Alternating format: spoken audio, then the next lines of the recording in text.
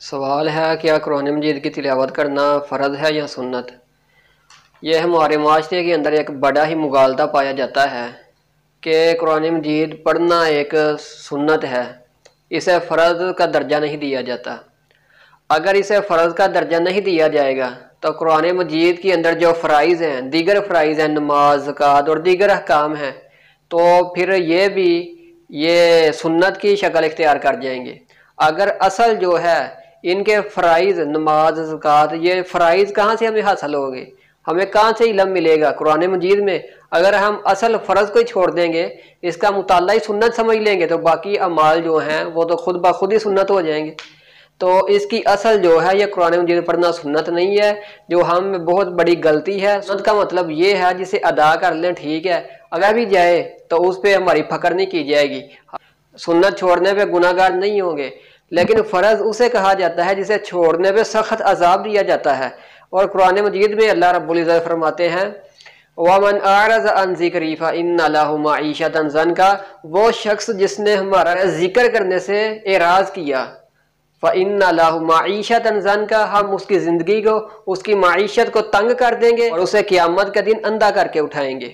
اگر قرآن مجید پڑھنا سنت ہوتا تو اللہ رب العزت اتنے سخت الفاظ قرآن مجید میں کبھی بھی استعمال نہ کرتے۔ اور سورۃ قصص کے اندر اللہ رب العزت فرماتے ہیں ان الذی فرض علیک القرآن، کہ اس قرآن مجید کو آپ کے اوپر فرض کر دیا گیا ہے۔ یہ ذہنوں کے اندر جو مغالطہ بیٹھا ہوا ہے، یہ جو غلطی ہے کہ قرآن مجید کو سنت سمجھا جاتا ہے، اس کی اصلاح کریں، اسے درست کریں۔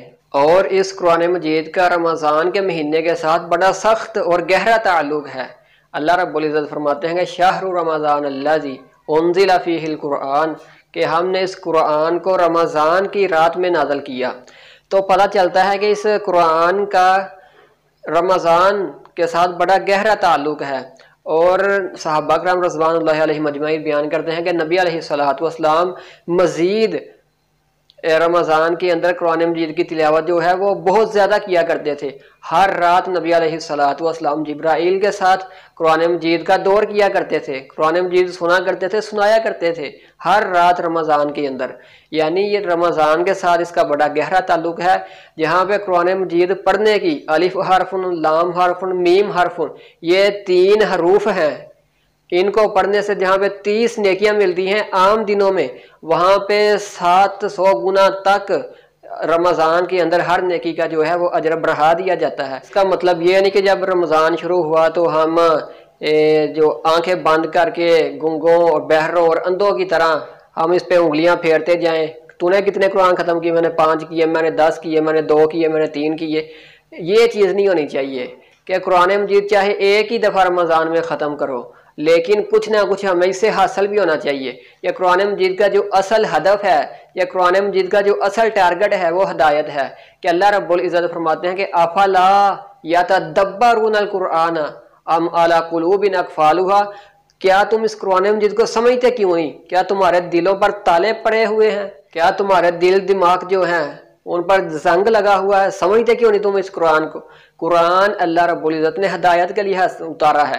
ٹھیک ہے، یہ قرآن شفا بھی ہے، برکت کا ذریعہ بھی ہے، عزت کا ذریعہ بھی ہے، اور بڑے قرآن مجید کے دیگر فوائد ہیں، لیکن اصل جو اس ٹارگٹ ہے قرآن مجید کا، نزول کا جو اصل مقصد ہے، جو بنیادی مقصد ہے، وہ مقصد ہدایت ہے، علم حاصل کرنا ہے، وہ مقصد روشنی کو حاصل کرنا ہے، وہ مقصد حق اور باطل میں فرق کرنا ہے۔ لیکن ہم غافل ہوئے، ہمارا کہنا یہ ہے کہ ہم اسے پڑھنے کے قابل نہیں۔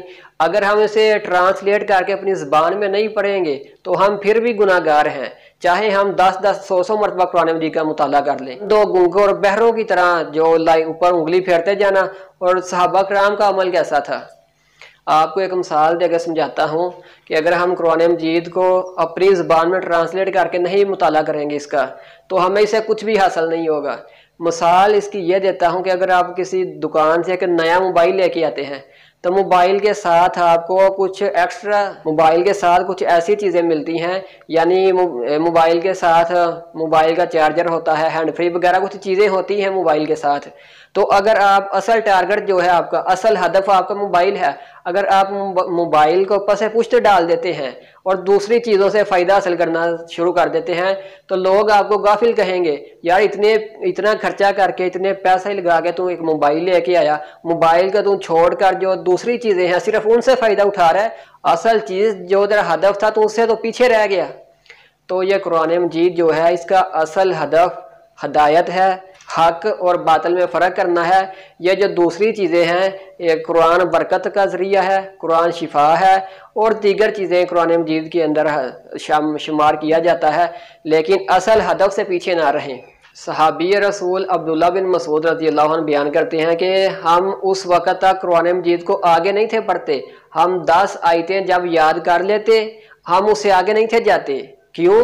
جب تک ہم 10 آیتوں کو سمجھ نہ لیتے ہم آگے نہیں تھے جاتے۔ یہ صحابہ کا عمل ہے کہ جب وہ 10 آیتیں نبی علیہ السلام سے یاد کر لیتے، جس وقت تک ان کو ان 10 آیتوں کی سمجھ نہ آ جاتی اس وقت تک وہ قرآن کو آگے نہیں تھے پڑھا کرتے، آگے علم نہیں تھے حاصل کرتے۔ یہ انگلیاں پھیرتے جانا ہے، 5 قرآن میں نے ختم کر دیے، میں نے 2 ختم کر دیے، میں نے 10 ختم کر دیے۔ اگر آپ نے اسے سمجھا نہیں تو آپ کا شمار جو ہے وہ غافل لوگوں میں ہوگا۔